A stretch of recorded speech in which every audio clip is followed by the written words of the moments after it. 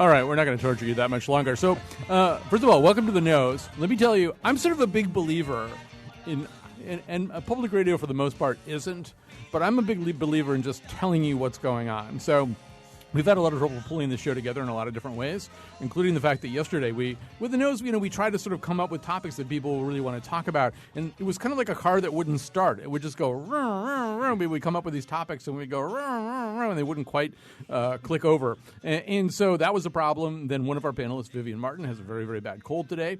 John Dankosky has bravely come off the bench here. But the thing was, the reason it was great to pull him off the bench is that we had settled on one topic, and he was the perfect panelist for it anyway. So, and it has to do with this song that is still clattering in the background here. So we've got all kinds of problems, and the computers wouldn't work 10 minutes before the show. There's all these things going wrong, but I sort of feel like this might turn out to be a really fun show. So first of all, let me tell you who's here.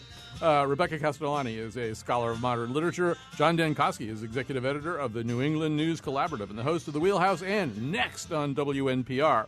James Hanley is co-founder of Cine Studio at Trinity College. And as an extra treat, if you're listening live during this 1 p.m. hour, we're also broadcasting live on Facebook Live. You can listen to the show and watch Chion Wolf run the board, which 15 minutes ago would have been a lot of fun. It would have looked like one of those Star Trek episodes where they basically are not going to make it, But anyway, if you have any questions, you can share them on that Facebook video. It's actually on our page, the Colin McEnroe Show page. And then I think we shared it a couple of other places. So the Colin McEnroe Show page on Facebook, that's where, and you can sort of see a live control room feed featuring Chion Wolf and anybody else who's still in there. So the topic that we really did kind of get excited about was a piece by Terry Teachout, who's a critic. He lives in northeastern Connecticut. I think he may be listening right now. It's in Commentary Magazine, not a magazine I read very often. And he's essentially reviewing a book called Never a Dull Moment, which is about the classic albums of 1971.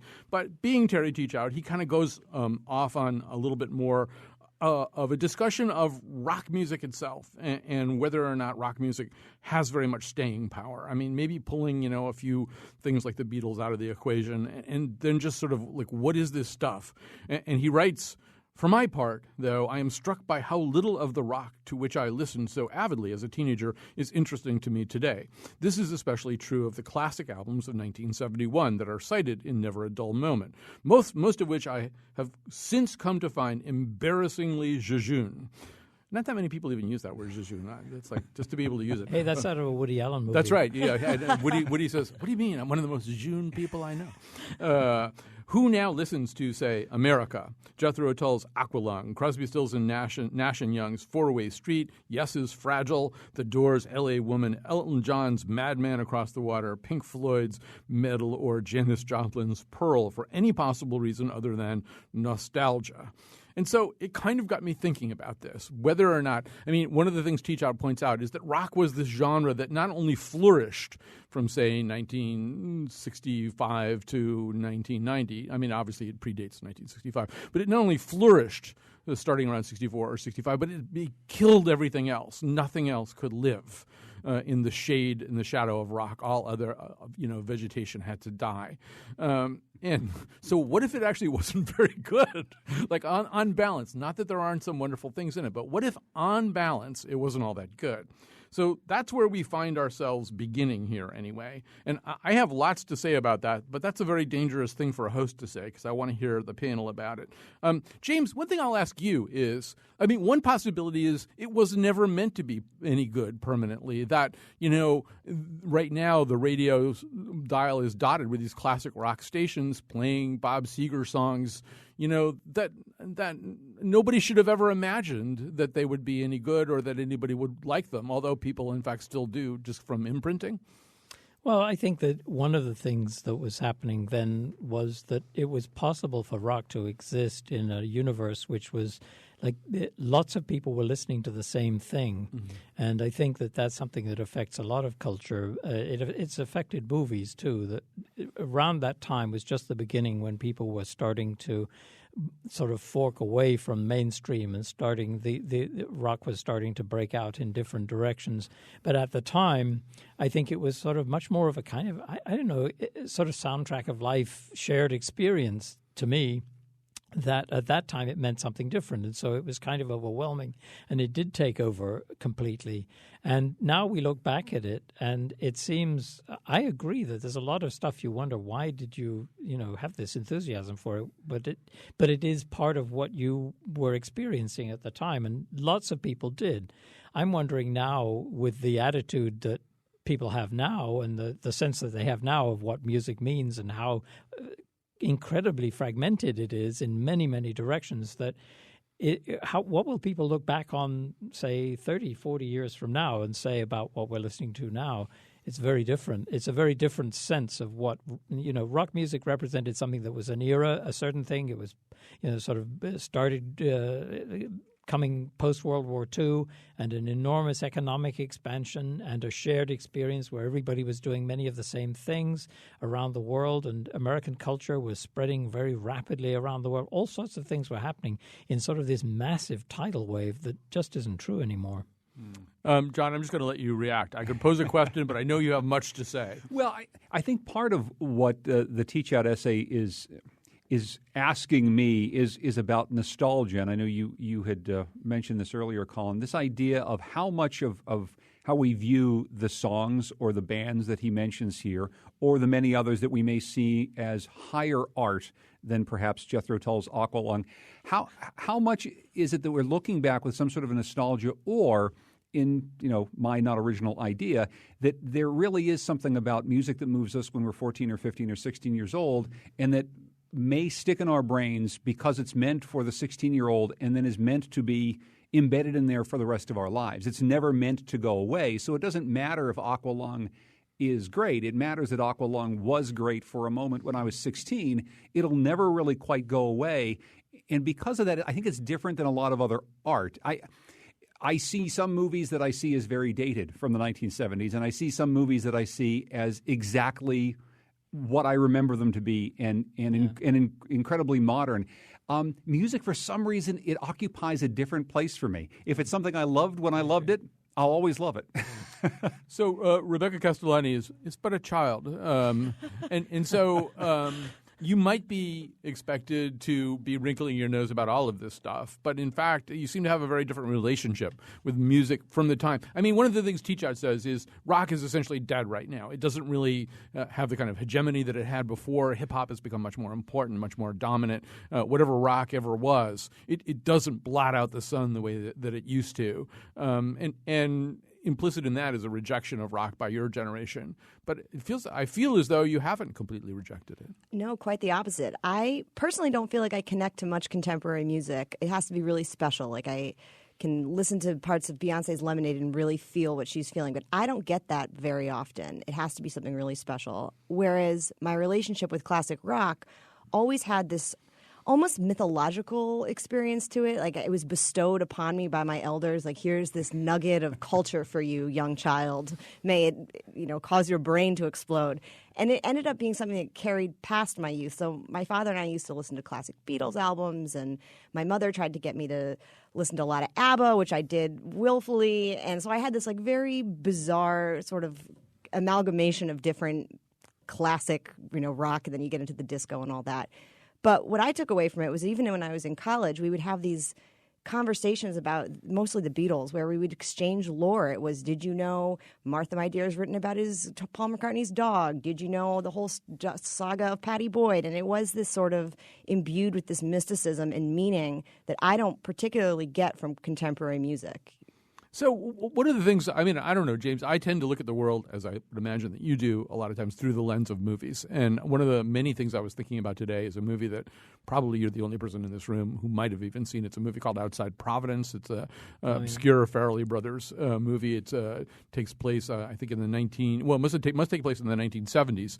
I think it might have been made in the 1980s. And Alec Baldwin is this kind of struggling father. He's kind of this tough guy whose wife has died. He's trying to bring up these kids. It's not going that well. But there's this moment, and it's the moment where you're sort of told that this character, this father played by Alec Baldwin, has a heart of gold in there somewhere. It's Christmas. It's a very rundown, shabby little Christmas they're having. I'm reconstructing this from memory. I may get a lot of details wrong, but I do remember at one point he kind of pulls out Elton John's "Goodbye Yellow Brick Road," which is a double. It's a double album, and he's sprung for it with money he doesn't have. I think it's a double album, so it's kind of costly. And he says something like, "People say this is pretty good," and he hands it to the boys, who I think are quite happy to get it. Although to me, and I don't know what the Farrelly brothers' take on that is. To me, I'm looking at an album that embodies the moment at which Elton John became a much more musically flaccid presence, that a lot of the energy that I'd really enjoyed was gone, and that the kind of the problem with rock and roll. I mean, it's the album that has "Candle in the Wind" and "Benny and the Jets" and obviously "Goodbye Yellow." Well, actually, let's play a little bit of "Goodbye Yellow Brick Road." When are you gonna come down? When are you going to land? I should have stayed on the phone. I should have listened to my mind. You know you can't hold me forever. I didn't sign up with you. I'm not a present for your friends to open. This boy's too young to be singing the blues.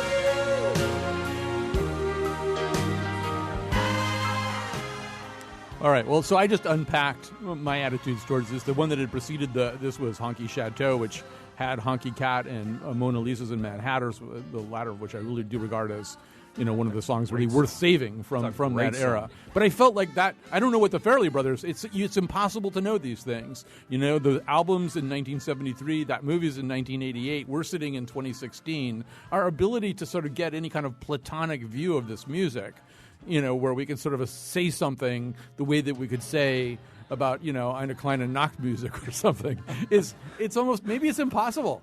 I think it really is. The big thing, which I mentioned before, is this shared culture thing, and that an album like this and this music could actually be a signal to people in a movie, and it actually brings in a whole sort of universe of its own that tells the audience what's going on here and is making a point. I think that probably is much, much harder to do that now.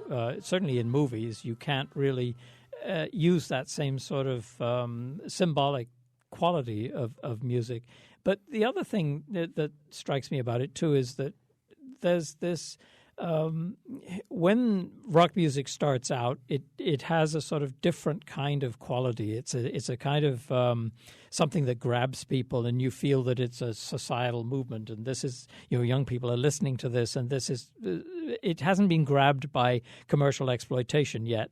And then there's this inflection point, which I think this album has that sort of quality about it, that it suddenly begins to be big business, and that the big business is driving it, and therefore it becomes a symbol of something else. And if it's used in a movie, you've got to be careful what you're actually saying, what you're actually trying to get across with it. If it's a small market movie and it's somebody who's really, like the Farrelly brothers can get away with it. Put it that way. Wolfie, while that song was playing, typed to me, "I feel like I'm at the dentist." And I think we know that's just not fair. That's not. I mean, here's the thing. Yay! Here's the thing. It's okay. You were doing the waving back and forth. It's a nice song. It's not a great song.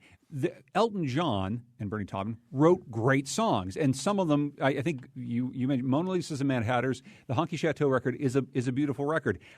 He calls out here "Madman Across the Water" as one of the 1971 greatest hits that does not, in his mind, stand up. But this is something that is echoed constantly in music that people write today. I love David Rawlings. He's the guitarist with Gillian Welch, and he has his own band called the David Rawlings Machine. His latest record has "Madman Across the Water" string arrangements all over it.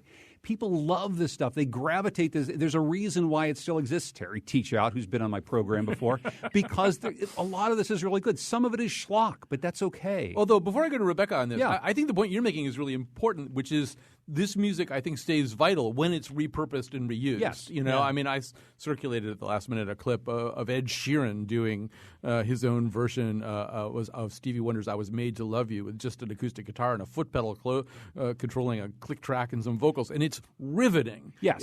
It's I want to watch that more than I want to listen to Stevie Wonder, and I love Stevie Wonder. Well, and when a band decides at the end of its set that it's going to do one last encore piece, and they decide to do a cover that's a little unusual, I remember seeing one of my favorite artists do an Al Green song completely out of context, and it was my favorite moment of the night because we could all sing along. We didn't know the words to all the other songs, but we knew the words to that song, and I think that that's another piece of it. It's repurposing it to call up something in us that we remember, standing in a room, waving, having a beer in our hand. Rebecca, I want you to say whatever it is that you want to say, but I also want to ask you about this because when James was talking, I was thinking, and this may be one of the reasons that music today doesn't really kind of locate you in the way that maybe some of this other music does.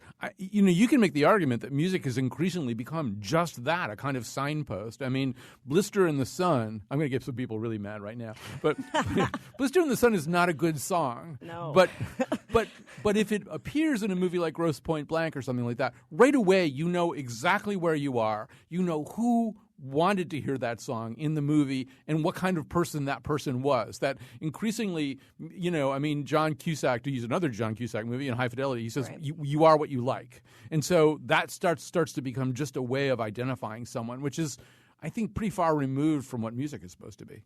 No, I agree. I mean, I think the signposting effect is very much, in play with the soundtracks to a lot of these movies. I just watched the movie Bottle Shock, and I would say 90% of the theme of the movie was curated around the music, locating me exactly where I was. Okay, I'm in California, now I'm in France, and that was done more with music than anything else. But I do think that what appeals to me about this music is less that than it is the quality of the music itself. I think that you guys were lucky to grow up in a generation where you were given, and I was listening on the radio on the way over here, and I was, scanning through stuff. And though there are very many catchy beats and drops in modern songs, they repeat over and over and over. So my friends always gave me grief in high school. I had this reputation for not being able to listen to more than 30 seconds of a song, whereas Cream's White Room came on and I listened to the whole thing. Dire Straits' Sultans of Swing came on, I listened to the whole thing. So there is more of a musical storytelling involved. And yes, it harkens back to a time that even my generation is nostalgic for, though we haven't lived through it. There is that treatment of the 70s and the 60s where we look at it through these rose-colored glasses. Like that was the groovy time and everyone was like free love. And we live in this time that's so fraught and serious and I want to hear White Room so bad now. Yeah. And the problem is, if you turn on the radio, what you'd hear is Wonderful Tonight. Yeah. Exactly. That's true. That is true.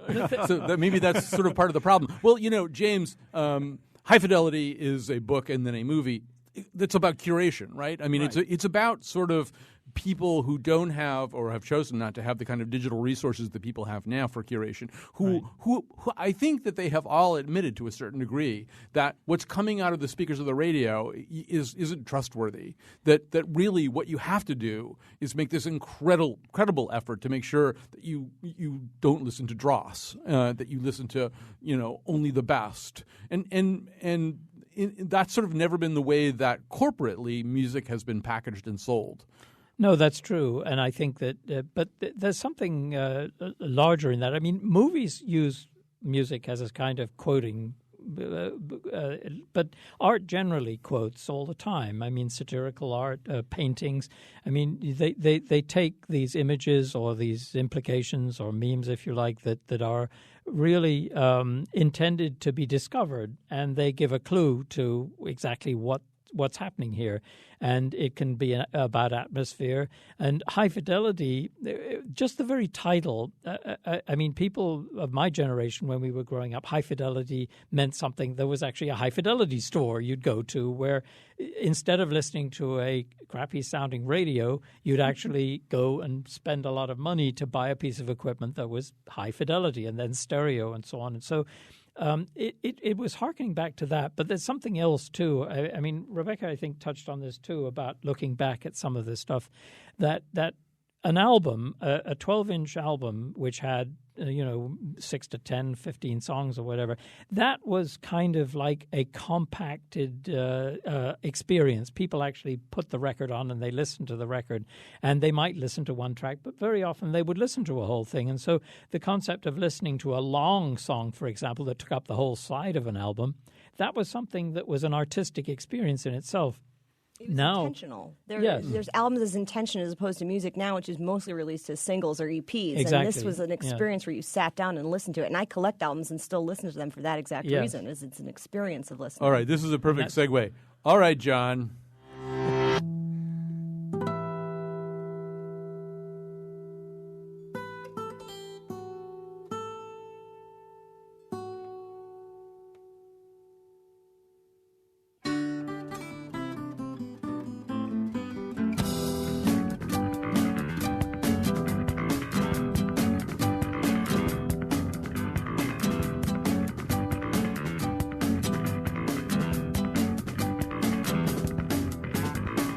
I'll be the roundabout.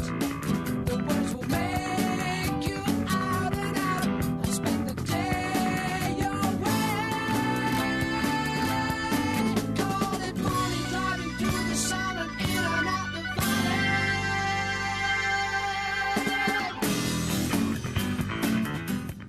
Oh, it's My mom is going to love this show. we can't go through all the movements of it, of its suite like structure.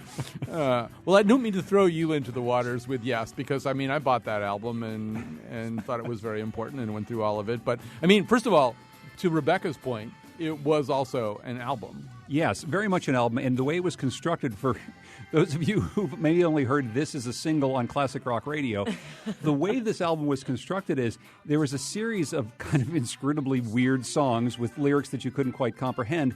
And in between those songs, each member of the band had a little solo. So there is a really weird Cans and Brahms thing that Rick Wakeman did, and there's a beautiful little guitar solo that Steve Howe did. And there was a multi-layered vocal thing that John Anderson did. And the late, great bassist Chris Squire, who just died within the last year, who was really the driving force behind this band. They all have these little things, and you could only really listen to it as a whole. Now, here's the thing. If you go back and listen to this album start to finish right now, and maybe you don't really think about it for a while, and you just listen to it, it's really, really hard to listen to. I mean, it's difficult. The lyrics are just impossible. It doesn't make any sense. But again, I'll go back to this. Listen to it backwards, maybe. You can listen to it backwards. But here's the thing. There is something about the brains of certain 16-year-old suburban kids, and that's who I was, and this happened about 10 years before I was that age, that it registered something. To what you were saying, Rebecca, it wasn't just a song on the radio that was 2 minutes and it was over. It had all these multiple parts, and I was trying to learn to play them on the drums, and my friend was trying to learn to play them on the keyboard, and it was something that allowed us to stand out from a group of people in our high school who didn't listen to music like that at all. They listened to driving rock and roll music and AC/DC, and so that will always be with me as something that is important. It's kind of magical. It's kind of stupid, but I know that, and I'll go back and listen to this, and with a little bit of a smirk, but it's still valuable, Terry Teachout. I'm going to grab a quick call from James in Newtown. Hi, James. You're on the air. Hey guys, James started to touch on a point that I was thinking when I was listening to the beginning part of the show, was that early on music was really an art form, and it was a method of expression. I mean, live concerts, and people would go see that, and they were artists trying to express themselves. You're talking like in the 70s and maybe well, even earlier than that. And then we get 60s. into the recorded music era, and now we've got into the streaming and online era, and it's an industry in and of itself, and the beast must be fed. You know, iTunes must have new content all of the time. And I make an analogy to, say, the stock market, where back in when it originally was formed was an efficient way to allocate capital to businesses that needed it. And now it's become an industry in and of itself, and we have to have new and innovative financial products. And so now we're getting like the credit default swaps of music. So we just need to. I couldn't agree more. So much more.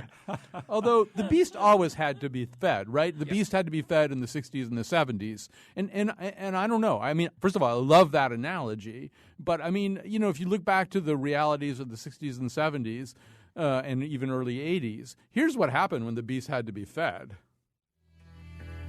On a long and lonesome highway east of Omaha, you can listen to the engine moaning out his one-note song. You can think about the woman or the girl you knew the night before. but your thoughts will soon be wandering the way they always do when you're riding 16 hours and there's nothing there to do, and you don't feel much like riding, you just wish the trip was through.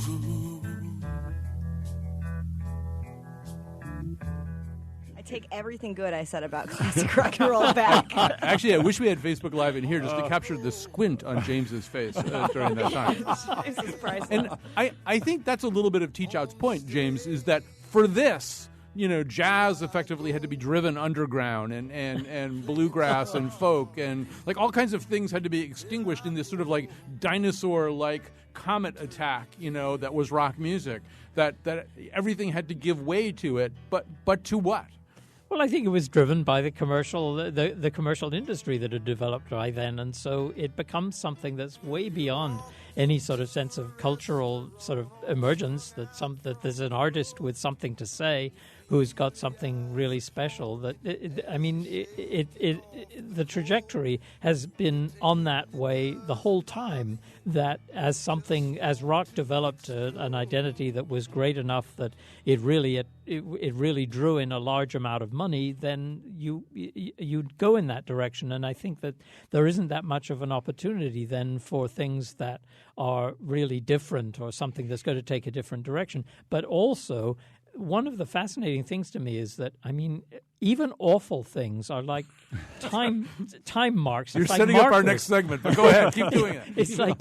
It's like the soundtrack of your life kind of thing, that same principle, that you hear these things and you suddenly realize that they do place a certain mark in, wow, that I recognize that.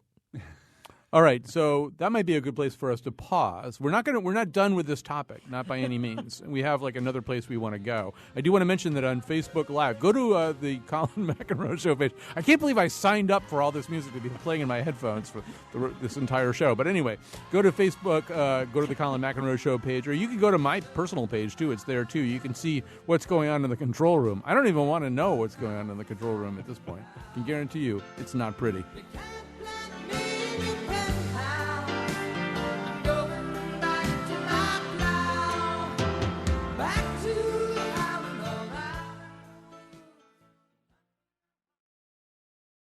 I just, first of all, joining me in studio today for the Nose are Rebecca Castellani, James Hanley, and John Dankosky. John Dankosky coming off the bench because Vivian Martin is unwell. But John Dankosky once we decided we were going to do this thing, it was insane not to do it without John anyway, because I work with John and I know how he thinks about music, and it's very amusing.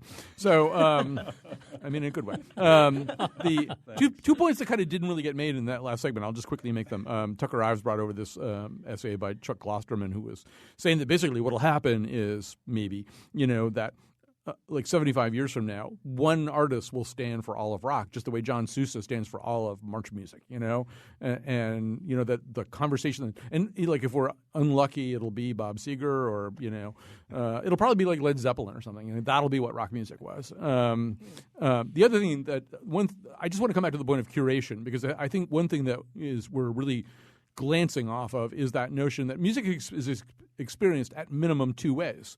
One of them is volitionally and one of them isn't, right? You're listening, and these days you can curate things right down to a point where, like, my significant other likes certain bands that I don't like, but like I put together a title, a playlist, so if we're going to listen to a Loggins and Messina song, it'll be one I picked out, So...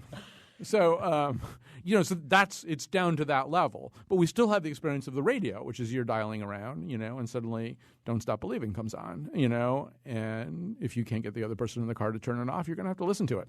And that's a little bit also. But music was experienced that way so much more in the past. It's almost a vestigial thing that still happens. Well, and sometimes the only time I hear some of the songs that we're talking about, I go to the grocery store on a Sunday morning, and it's amazing what plays at the Stop and Shop. And I'll think, well, that's interesting. You'll hear the Eagles, you'll hear Bob Seger. I remember hearing a Tom Waits song in Stop and Shop once, and I thought, we got some pretty good taste here at Stop and Shop. I like what I'm hearing. Yeah. Why do I think there's a big public relations company behind that who's figured out that people buy more food when they're listening to that? But not Tom Waits doesn't want to make you eat more. No, it just makes me want to drink beer at the end of the bar. Exactly. Which is awesome.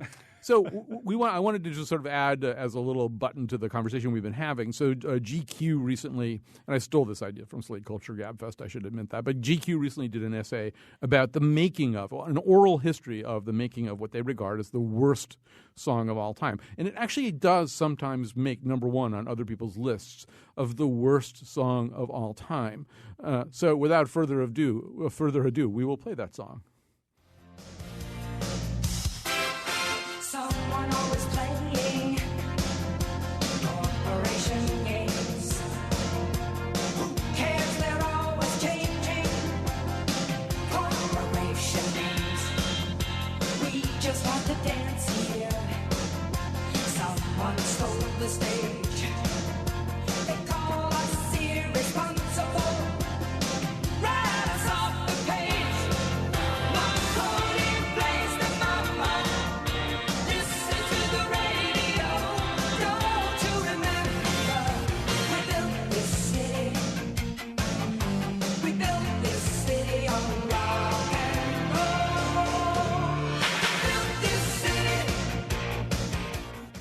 Okay, this song has in it things designed to get at least two of the three people on the panel angry. And I know John's backstory, and I'll come to it eventually. But I was listening to it, and I was thinking, this is the kind of thing that will make James angry, too, because to steal an idea from Willa Paskin, who was on the show the other day, she was saying that Mr. Robot was in certain ways like your iPhone that has an I hate Apple ringtone. It's like, make up your mind.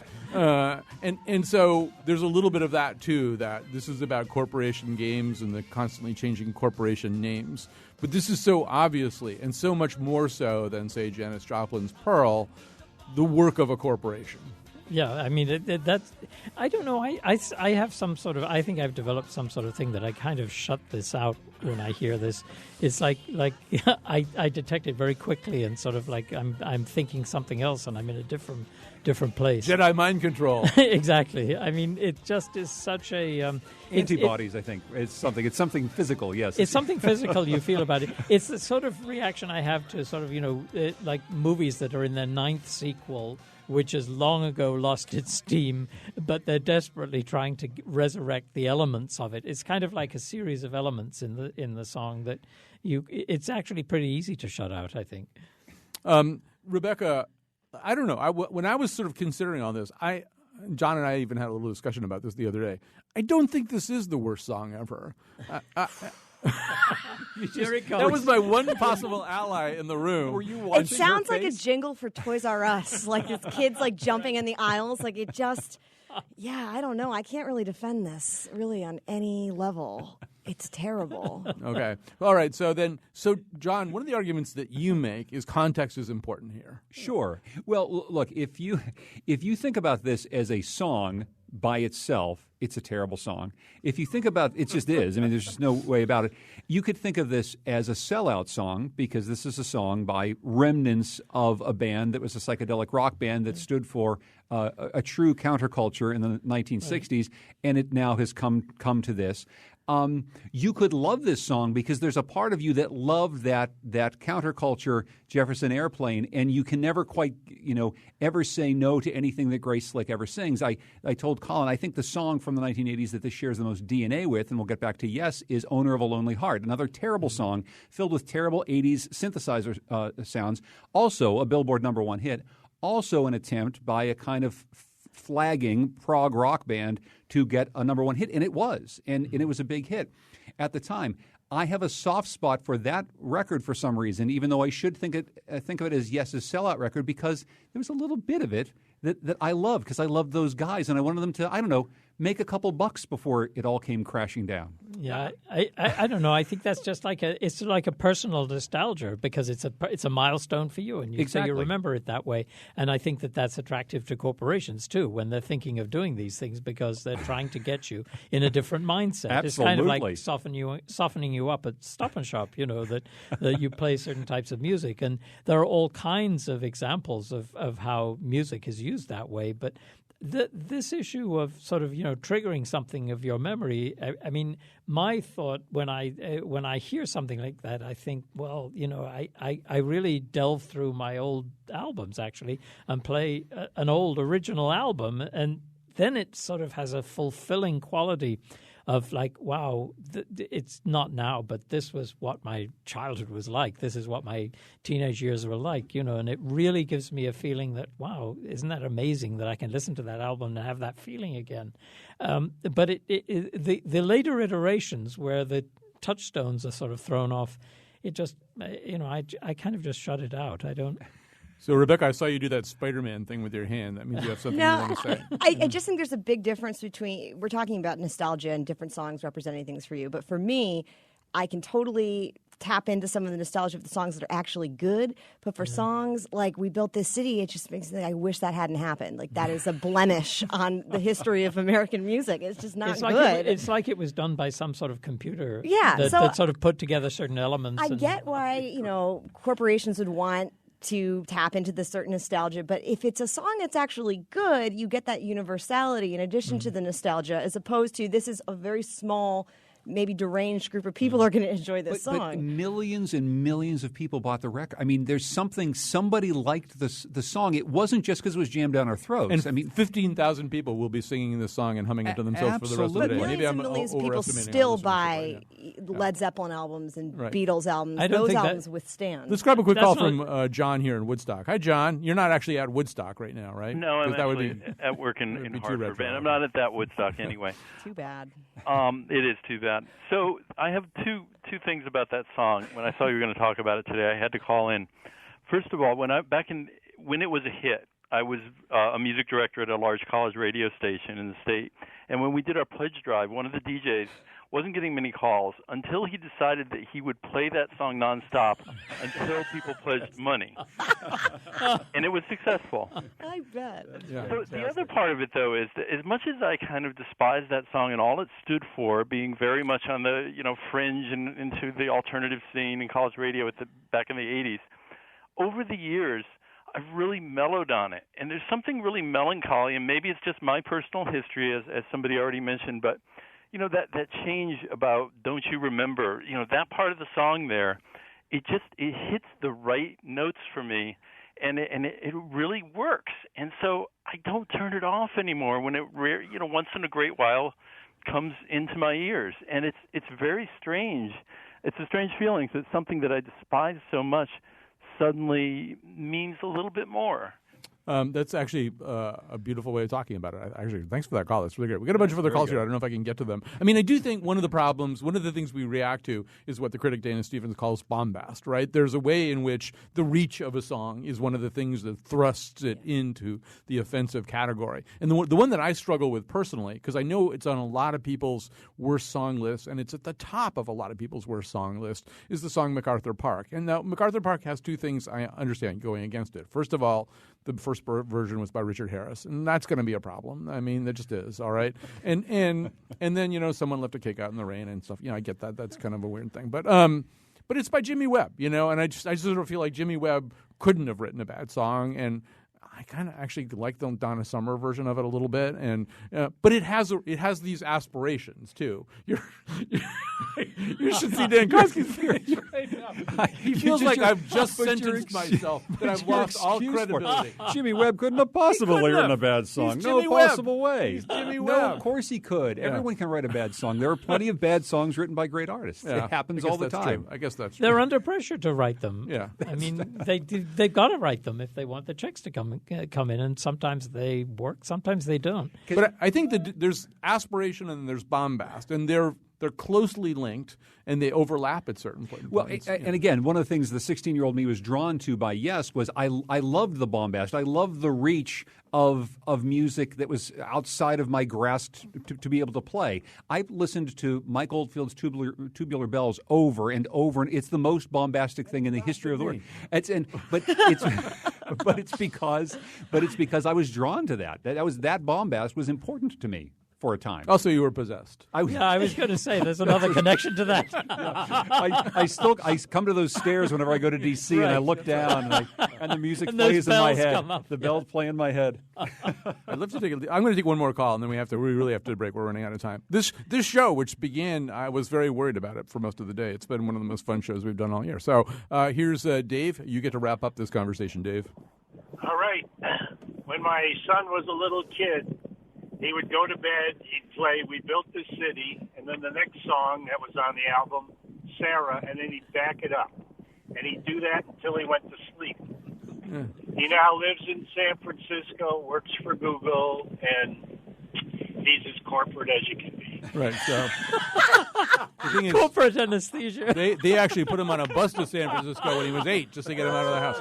All right, so that's a good place to end right there. All right, we have to go. We're going to do some endorsements when we get back.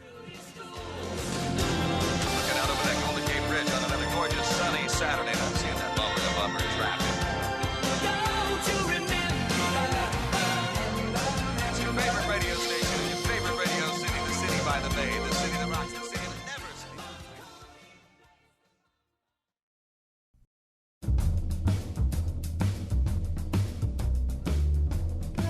Today's show was produced by Jonathan McPants, who by coincidence is having my baby, and by me, Kyone Wolf. I produced it in my Stu studio.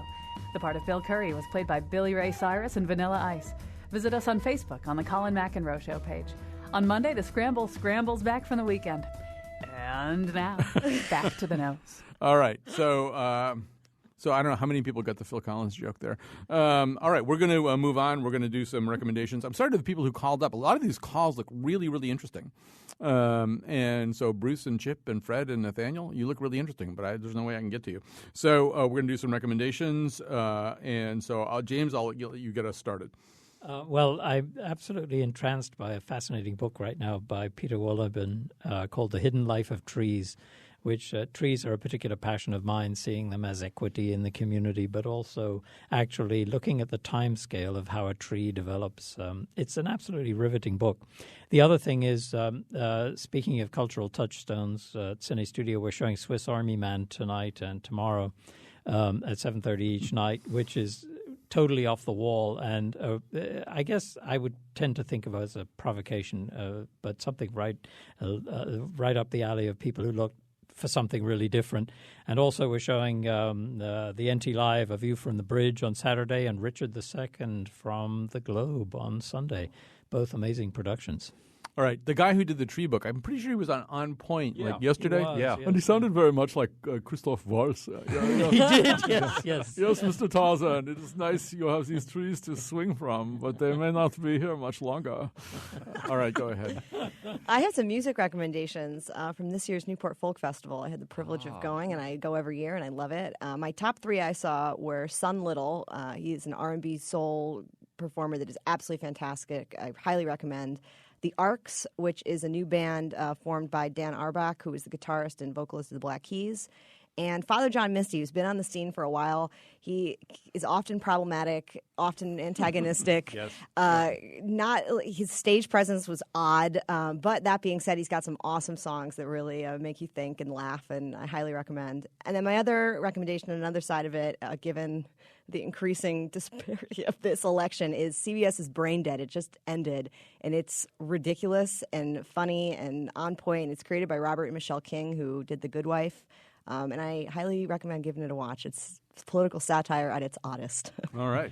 John Dankosky. Well, sometimes I forget, because I've been living in Connecticut for a while, that we have some of the really most talented people in the entire world living right here, and we get to see them and other people don't get to. So Mario Pavone is a bassist and composer who's been part of the global jazz scene for forever.